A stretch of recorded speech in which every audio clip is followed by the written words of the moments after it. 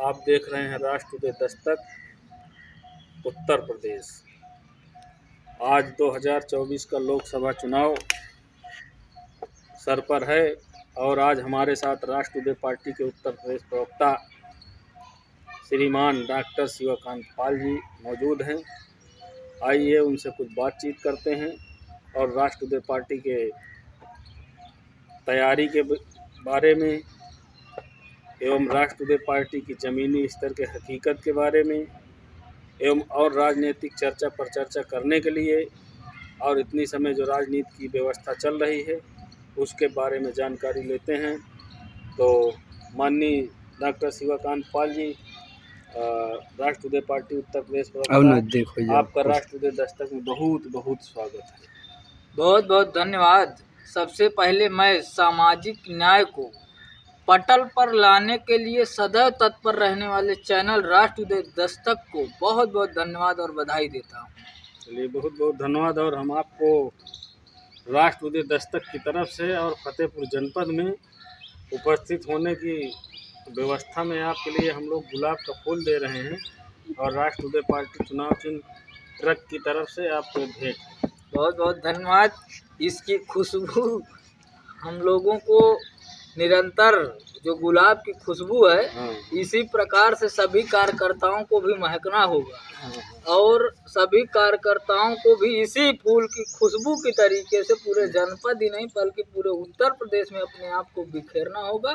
यही हम प्रभु से कामना करते हैं कि राष्ट्र उदय पार्टी निरंतर गति करे और अपने लक्ष्य पर कामयाब हो। बहुत बहुत धन्यवाद। अच्छा, ये बताइए, जो अभी उत्तर प्रदेश में पेपर लीक हुए हैं सरकार के द्वारा और सरकार कहती है कि हम बहुत मुस्तैदी के साथ काम कर रहे हैं, सबका साथ सबका विकास। अभी आरओ का भी पेपर लीक हुआ और उसके बाद पुलिस का पेपर लीक हुआ और उसके बाद सरकार कहती है उत्तर प्रदेश की जीरो टॉलरेंस की नीति पर चलते हैं। और पाल समाज में अभी हत्या हुई, बनारस में मोनिका पाल की और आगरा में तमन्ना बघेल की हत्या की गई, तो इसमें अभी तक गिरफ्तारी तक नहीं हुई। तो इसमें क्यों ऐसा सरकार कर रही है? देखिए, जितने भी मामले आज आप देख रहे हैं, चाहे पुलिस का पेपर रहा हो, यूपी पुलिस का, या समीक्षा अधिकारी का रहा हो पेपर, ये जितने भी पेपर जो है लीक हो रहे हैं, ये सरकार की नाकामयाबी को सिद्ध कर रही है। आप देखिए कि जब उत्तर प्रदेश पुलिस का पेपर लगा था तो उसमें 60 लाख से ज़्यादा हमारे नौजवान बहनें भाई जो कि गरीब परिवार से ताल्लुकात रखते हैं, वो किसी तरीके से धान गेहूं बेच करके, ट्रेनों में इतना भीड़ था, बसों में इतना भीड़ था, किसी प्रकार से काफ़ी जिल्लत के साथ वो पेपर देने जाते हैं और जब पेपर दे करके घर वापस नहीं आ पाते हैं और पता चलता है कि पेपर जो है लीक हो गया है और उसको रद्द कर दिया जाता है। और तो ये पूरी तरीके से उन युवाओं के भविष्य के साथ सरकार छेड़छाड़ कर रही है। और अभी आपने देखा कि समीक्षा अधिकारी का भी पेपर जो है सरकार की मंशा नहीं थी कि उसको रद्द कराए, लेकिन जब नौजवानों ने धरना दिया, काफ़ी विरोध प्रदर्शन किया, तो सरकार को अंत में युवाओं के सामने ये मानना पड़ा कि सरकार जो पेपर हुआ है वो लीक हुआ है और सरकार को उसको मजबूरन, क्योंकि चुनाव भी आ रहा है, इसलिए पेपर को रद्द करना पड़ा। अगर ये लोकसभा चुनाव न होता तो ये हम दावे के साथ कह रहे हैं सरकार इस पेपर को रद्द नहीं करती और जो लोग आज तानाशाह लोग हैं, जो पैसा वाले लोग हैं, उनको नौकरियां मिल जाती और गरीब, हमारा जो गरीब भाई है, वो फिर उसी का तरह जिस प्रकार से परेशान है जहां का तहां पड़ा रहता। तो सरकार की पूरी तरीके से फेल हो चुकी है। और आपने अभी किया वाराणसी का मामला, आपने किया, देखिए आज जो सरकार राम राज्य का उद्घोष करती है कि हमारे सरकार में राम राज्य स्थापित हो गया है और परस्पर भाईचारे की भावना स्थापित हो गई है, वो पूरी तरीके से जमीनी स्तर पर आप भी देख रहे हैं, पूरी देश की जनता देख रही है कि सरकार पूरी तरीके से फ्लॉप हो गई है। आज वाराणसी में मोनिका पाल, देखिए वो चाहे जिस समाज की बेटी हो, बेटी बेटी होती है, लेकिन वो एक पाल समाज की बेटी थी और उसको जब वो घर से लापता होती है तो उसके परिवार के लोग थाने जाते हैं, FIR लिखवाने जाते हैं, लेकिन थाना अध्यक्ष ये कह करके मना कर देता है कि कहीं गई होगी वापस आ जाती। अगर वो थाना अध्यक्ष FIR लिख लिया होता तो शायद ये घटना नहीं होती। फिर जब उस बेटी को 2-3 दिन बाद पता चलता है कि ट्रेन की बोगी में उसको मार करके तेजाब डाल करके उसकी आबरू को लूट करके उसको बोरे में बांध करके रख दिया जाता है, लेकिन आज तक उस पर कोई भी कार्रवाई नहीं होती, अपराधी पकड़े नहीं जाते हैं, तो ये सरासर सरकार की लापरवाही है।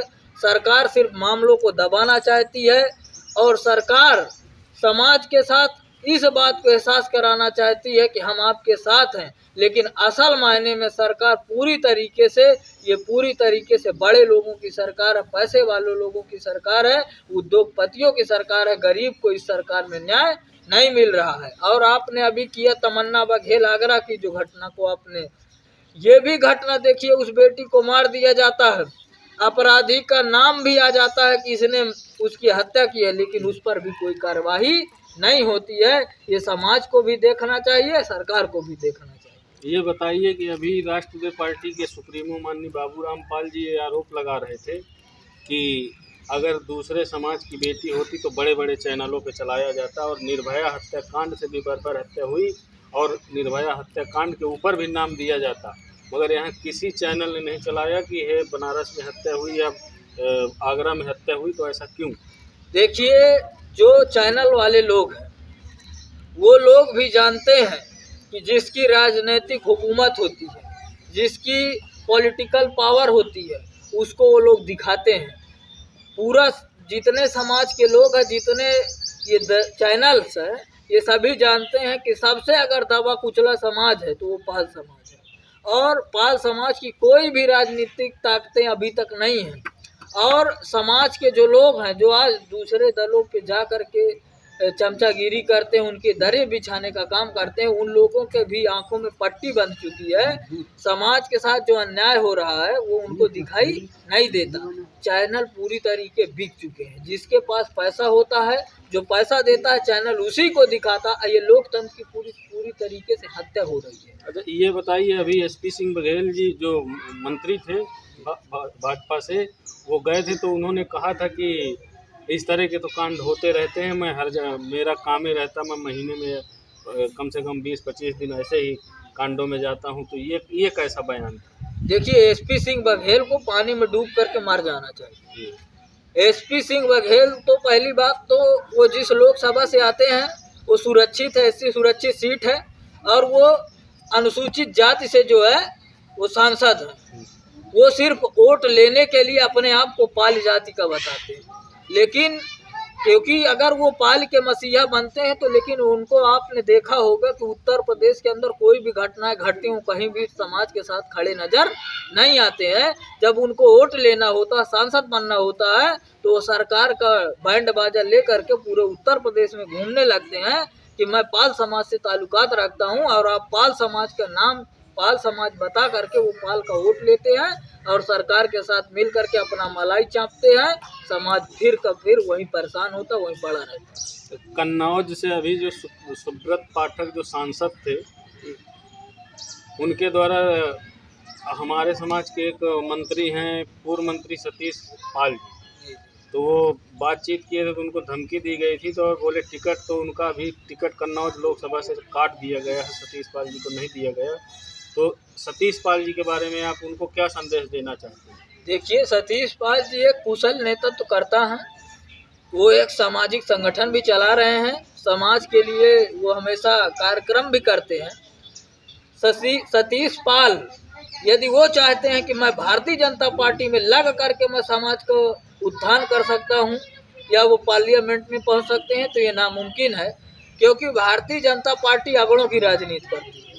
वो सिर्फ वोट पिछड़ों की लेती जरूर है, लेकिन वो राजनीति, उसकी जो आइडियोलॉजी है वो अगड़ों की राजनीति करती है, अगड़ों की विचारधारा से मेल खाती है। तो सतीश पाल जी को मैं संदेश देना चाहता हूँ राष्ट्रीय पार्टी परिवार की तरफ कि ये राष्ट्रीय पार्टी पूर्णतया समाज को मद्देनजर रखते हुए पार्टी का गठन किया गया है, और जिन लोगों को अन्य दलों में उनका सम्मान नहीं हो पा रहा है, आज सुब्रत पाठक की मैंने वीडियो भी सुना था, ऑडियो क्लिप जो आई थी उसको मैंने सुना था। अभद्र भाषा को वो प्रयोग कर रहे हैं। सतीश पाल यदि ये सच मायने में वो समाज से लगाव रखते हैं, वो ये नहीं चाहते कि मुझे सांसद बनना है, विधायक बनना है, तो राष्ट्रवादी पार्टी में आए, उनका राष्ट्रवादी पार्टी स्वागत करती है और वो राष्ट्रवादी पार्टी के द्वारा समाज का नेतृत्व करें और उनको राष्ट्रवादी पार्टी सांसद विधायक बनाने का काम करिए। अच्छा ये बताइए, जैसे उत्तर प्रदेश की राजनीतिक व्यवस्था है, जैसे भारतीय जनता पार्टी 45 दलों से गठबंधन किया है पूरे भारत की राजनीति में। अकेले तो भारतीय जनता पार्टी कोई चुनाव नहीं जीत सकती है, तो ओम प्रकाश राजभर बिरादरी राजभर पार्टी के साथ, उसके बाद पटेल बिरादरी अनुप्रिया पटेल जी के साथ, उसके बाद निषाद बिरादरी निषाद पार्टी के साथ, आखिर ये पाल समाज को क्या हो जाता है जो राष्ट्रवादी पार्टी को इतनी देरी से पकड़ना शुरू किया? देखिए, मैं आपको थोड़ा सा ले जाना चाहता हूँ।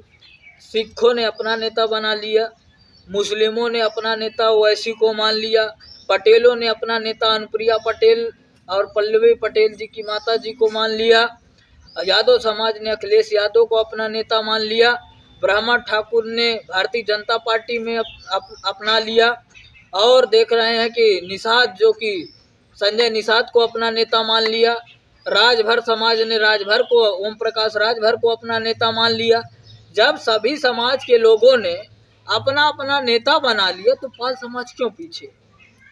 पाल समाज इसलिए पीछे था क्योंकि आज तक कोई भी राजनीतिक पार्टी जो है, जिस हिसाब से राष्ट्रवादी पार्टी काम कर रही है उस हिसाब से आज तक किसी पार्टी ने काम नहीं किया। मैं तो धन्यवाद देना चाहता हूं कि उस लाल को, बाबूराम पाल जी, जिन्होंने काफ़ी संघर्ष के बाद राष्ट्रवादी पार्टी को इस ऊंचाई तक ले आए हैं कि आज जो सियासी पार्टियां हैं, यहाँ तक कि जो हुकूमत कर रही है, उसके भी पसीने छूट चुके हैं राष्ट्रवादी पार्टी की बढ़ती लोकप्रियता को देख करके। तो समाज धीरे धीरे जैसे जैसे जाग रहा है, जैसे जैसे समाज को इस बात का एहसास हो रहा है, वो राष्ट्रवादी पार्टी का साथ दे रहा है, राष्ट्रवादी पार्टी का दामन भी थाम रहा है और वो राष्ट्रवादी पार्टी को सत्ता तक पहुँचाएगा, यह पूरा हमको भरोसा है। ये अभी जैसे समाज में घूमना चालू करो तो उसके बाद कुछ सवाल निकल के आते हैं कि फलाने ने पार्टी बनाया, ढेकाने ने पार्टी बनाया, तो क्या वो फलाने ढेकाने जो पार्टी बनाए थे तो क्या इतने लोकसभा या विधानसभा का चुनाव लड़ाए थे इतना, या लोकसभा के इतने टिकट जो राष्ट्रवादी पार्टी दी, अभी तो 16 लिस्ट जारी किया है।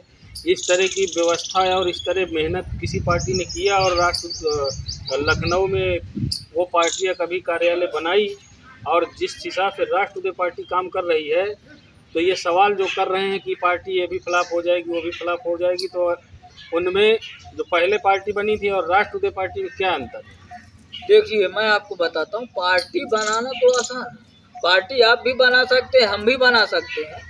पार्टी को हम लोग रजिस्टर्ड भी करवा सकते हैं, लेकिन उसको चलाना दांतों तले चना दबाने के समान है। और देखिए, साहब सिंह धनगर ने पार्टी बनाया और आपने देखा तमाम राजा रामपाल जी ने पार्टी बनाया, 2 साल तक पार्टी चलाए, लेकिन राजा रामपाल समाज के लिए पार्टी नहीं बनाए, वो अपने लिए पार्टी बनाए थे कि हम सांसद बन जाए, विधायक बन जाए। तो उन्होंने समाज को बेच दिया। जब कोई समाज का व्यक्ति कोई गलत काम करता है तो समाज से ये निहायत है कि सवाल उठेंगे। और जितने लोगों ने पार्टी बनाया वो सब स्वार्थ की राजनीति कर रहे थे, अपने लिए बनाए थे कि हम लोग पार्टी बना करके समाज को इकट्ठा करके किसी दल में विलय कर देंगे और हम लोग सांसद विधायक मंत्री बन जाएंगे। लेकिन आज की जो राजनीतिक परिस्थिति है वो देखती है, वो आपकी ताकत को देखती है। जितनी भी पार्टियां हैं वो आपकी ताकत को देखती हैं, आपकी वोट बैलेंस को देखती हैं। आज राष्ट्रवादी पार्टी जब 2018 से लेकर के आज तक में जो राष्ट्रवादी पार्टी का कार्यकर्ता है वो निस्वार्थ भाव से अपने लिए नहीं, पार्टी के लिए, समाज के लिए काम कर रहा है। आप देखिए कि राष्ट्रीय अध्यक्ष जी ने ऐलान किया था, आपको पता होगा कि उन्होंने कहा था कि जब तक पार्टी से मैं विधायक सांसद नहीं बना दूंगा तब तक मैं चुनाव नहीं लड़ूंगा। जब जिस पार्टी का राष्ट्रीय अध्यक्ष निस्वार्थ भाव से काम कर रहे हो तो उसके कार्यकर्ता भी निस्वार्थ भाव से काम कर रहे हैं। तो जो पार्टी निस्वार्थ भाव से काम कर रही है उसको निश्चित तौर पे समाज की पीड़ा है, वो समाज को लेकर के चल रही है। और हम तो स्वागत करते हैं उन लोगों का जिन लोगों को कोई दल टिकट नहीं दे रहा, किसी दल में उसका सम्मान नहीं है, वो राष्ट्रवादी पार्टी में आए, राष्ट्रवादी पार्टी की कमान संभाले, हम उसके साथ चलने के लिए तैयार हैं। और समाज को भी, ये जो नेता हैं इनको भी हम कह रहे हैं कि अगर तुम्हारे पास कोई रास्ता नहीं है तो तुम हमारे साथ आइए, हम समाज का उत्थान करेंगे। और अगर ये रास्ता तुमको सही नहीं लग रहा तो तुम बताइए, तुम्हारे साथ जो रास्ता है जिससे समाज का उत्थान हो सकता है, हम लोग उस पर चलने का काम करेंगे। और दूसरी बात, आज की जो राजनीतिक परिस्थिति क्या होती है कि राजनीतिक परिस्थितियों का खेल होता है और जैसी परिस्थिति बनती है वैसे ढल जाता है। तो आज की परिस्थिति क्या हो चुकी है कि समाज को राष्ट्रवादी पार्टी के साथ आ जाना चाहिए, राष्ट्रवादी पार्टी को सत्ता तक पहुंचाना चाहिए, तभी समाज का कल्याण हो सकता है, नहीं तो समाज का कल्याण होने वाला नहीं। अभी जो राजनीतिक परिस्थिति चल रही है, जैसे इंडिया गठबंधन बना और अखिलेश यादव जी पीडीए का नारा दे रहे हैं और पीडीए का नारा दे रहे हैं और पीडीए पी माने पाल, अब पाल जी को साथ में नहीं ले रहे हैं और कुछ टिकट दे करके झुनझुना बजाने का काम कर रहे हैं। और भारतीय जनता पार्टी भी पाल के ऊपर बिल्कुल नज़र बना के रखी हुई है। तो इनका पीडीए सफल है कि असफल है? देखिए, अखिलेश यादव जी की आंखों में मोतियाबिंद हो गया, उनको दिखाई नहीं दे रहा है। 2022 का चुनाव अखिलेश यादव जो है कि बहुत अपने आप को लगा रहे थे कि अब हम सरकार बना लेंगे। उन्होंने बाबूराम पाल को हिस्सा नहीं दिया। अंत में क्या हुआ है कि 60 से 70 सीटें ऐसी थी जहां से समाजवादी पार्टी 2000 से 500 से 1000 वोटों से हारी है। अगर वो बाबूराम पाल जी को हिस्सा दिए होते तो शायद आज उत्तर प्रदेश में अखिलेश यादव जी की सरकार होती। जो अखिलेश यादव का घमंड है क्योंकि वो जमीनी स्तर के नेता नहीं है। अगर यही जगह मुलायम सिंह यादव जी होते तो समझ रहे होते तो वो हिस्सा देते। तो अगर देखिए, आप रिकॉर्ड उठा करके देखिए, कांग्रेस की सरकार थी, जब तक पाल समाज कांग्रेस के सरकार था, कांग्रेस ने अच्छा खासा शासन चलाया। फिर पाल समाज जो है उत्तर प्रदेश में बहुजन समाज पार्टी के साथ आया, बहुजन समाज पार्टी ने 4 बार सरकार बनाई। अखिलेश यादव, मुलायम सिंह यादव जी के साथ पाल समाज जुड़ा, समाजवादी पार्टी ने सरकार बनाया। आज वही पाल समाज इनसे नाराज होकर के भारतीय जनता पार्टी में आया और भारतीय जनता पार्टी हुकूमत कर रही है। तो आज उत्तर प्रदेश के अंदर 3 करोड़ की जनसंख्या में पाल समाज निवास करता है और पाल समाज ये ताकत रखता है कि वो मुख्यमंत्री बना सकता है। तो अखिलेश यादव जी को हम ये सचेत करना चाहते हैं कि आप पाल समाज को हिस्सा दीजिए, और ना अगर आप हिस्सा नहीं देंगे तो आप जो सरकार बनाने का सपना देख रहे हैं इसको भूल जाइए। जिंदगी में कभी अब सरकार बनने वाली नहीं है जब तक आप पाल समाज के साथ नहीं रहेंगे। तो ये पीडीए का जो नारा दिया गया ये असफल? पूरी तरीके से पीडीए असफल है, क्योंकि सबसे अगर हुकूमत करने वाला समाज रहा हो, देख लीजिए पुराना हुकूमत, देख लीजिए पुराना जितने भी समाज में तमाम नेता रहे होंगे, लेकिन पाल समाज का इतिहास उठा करके देख लीजिए। सबसे साफ सुथरा समाज अगर है, सबसे साफ सुथरा सब छवि का अगर कोई समाज है तो पाल बघेल गड़रिया धनगर समाज है। अगर इस समाज को ये साथ नहीं लेते हैं तो पीडीए पूरी तरीके से असफल है और ये कभी भी सरकार में आने वाले नहीं।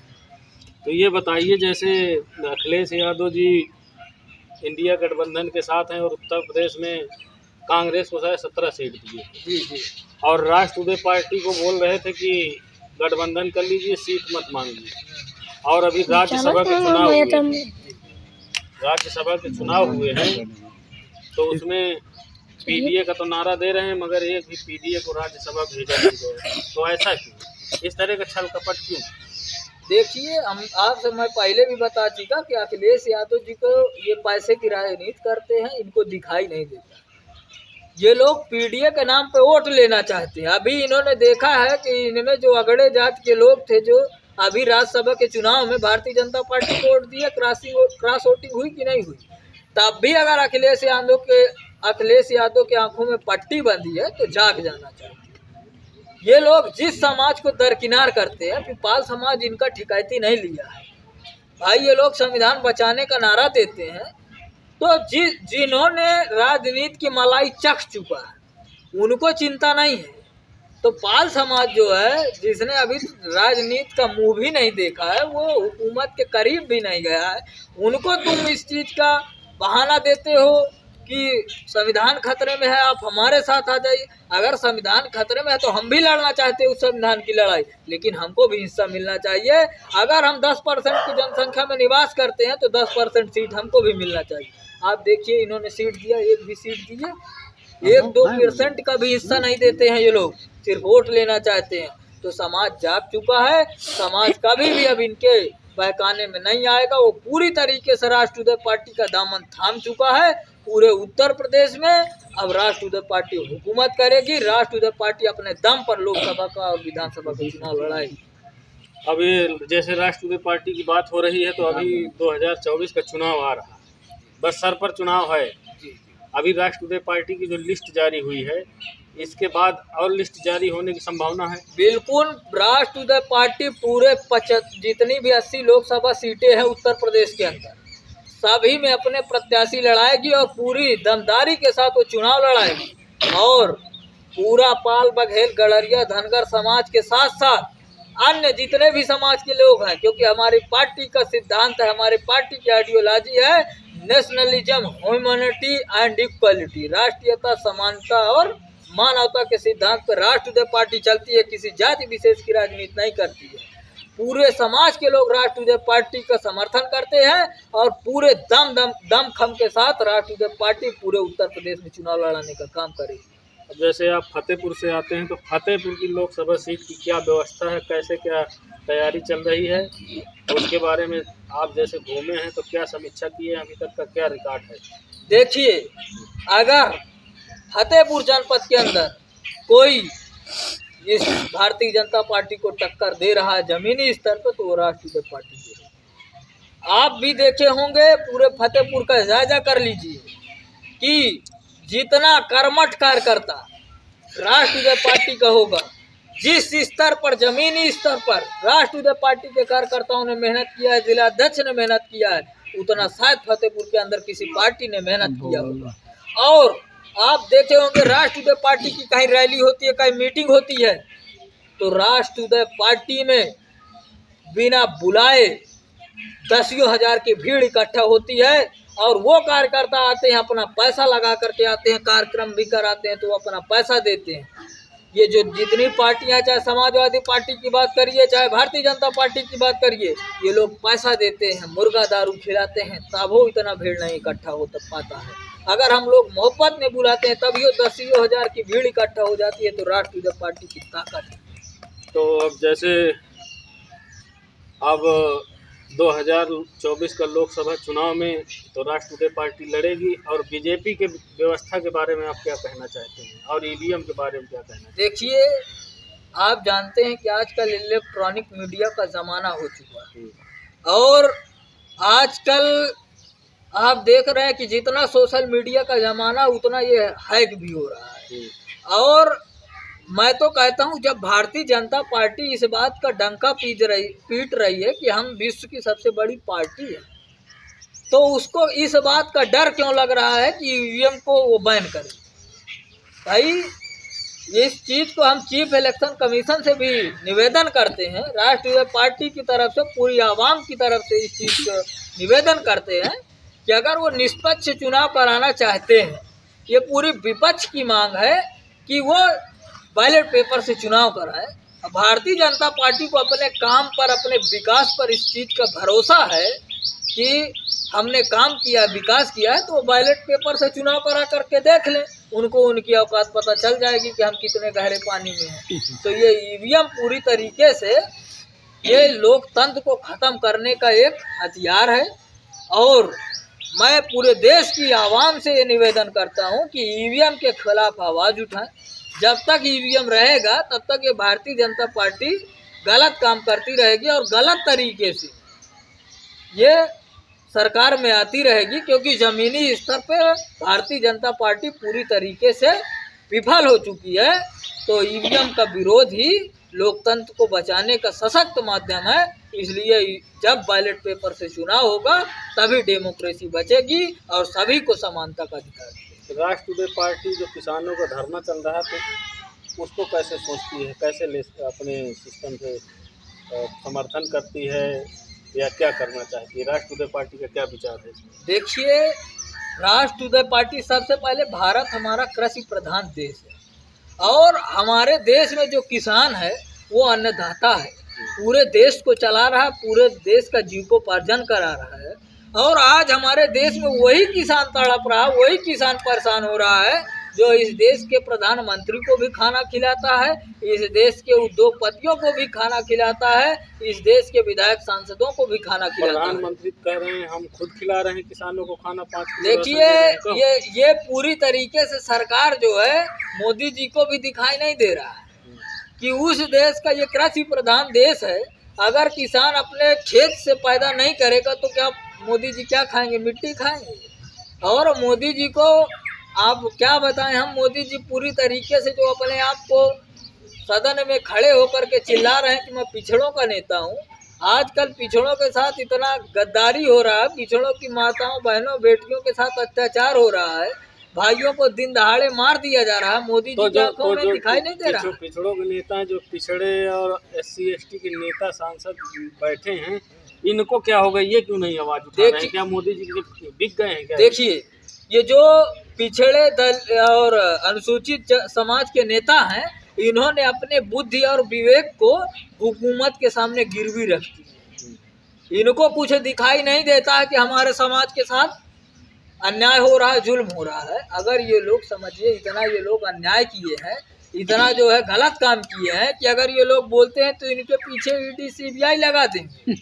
ये लोग इतना देश का साथ अन्याय किए हैं, ये लोग इतना जो है गलत काम किए। देखिए, कोई भी ठेका उठता है यही लोग लेते हैं, गरीब को कहाँ मिल पाता? चाहे दारू का ठेका ले लीजिए, बालू का ठेका लीजिए, सब रईसों को मिल रहा है।